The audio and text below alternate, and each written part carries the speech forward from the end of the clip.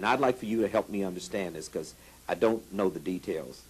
Someone came to you approximately 5 years ago. Yes. Yes. From a country in the Middle East. Yes. A very influential and wealthy man. Yes. And attempted to get you to teach a form of Islam or to promote a form of Islam. Am I accurate in saying that that form of Islam is closer to what we call Wahhabism?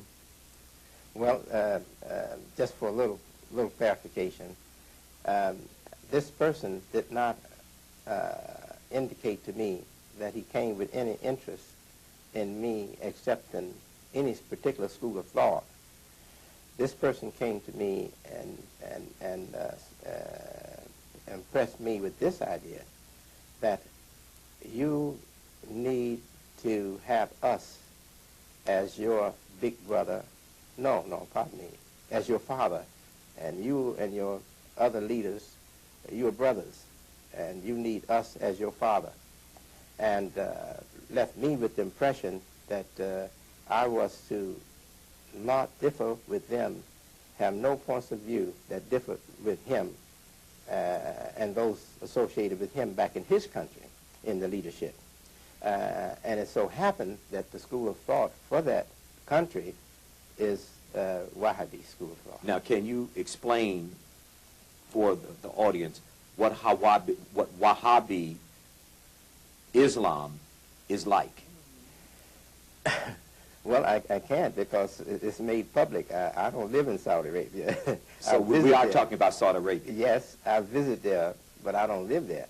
Right. Well, you are and were the leader of 3 million African Americans who are members of your Islamic organization. You are the spiritual leader. So you would have been taking black Americans who are Muslims in a different direction, would you have not? Would that not have been the result if you had accepted this relationship?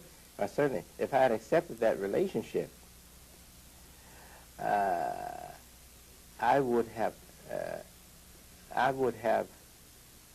given up my leadership and abandoned what I feel to be my duty to my community. What would your community have gotten in terms of spiritual direction? They would have gotten a man, and they probably would have accepted me because they love me.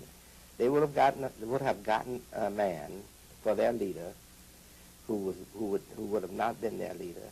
Their leader would have been whoever was dictating thought, opinion, thinking, and policy to them through me. You would have become a conduit. Yes, sir. All right. What I want you to help me understand is, what would the message have been through you as a conduit?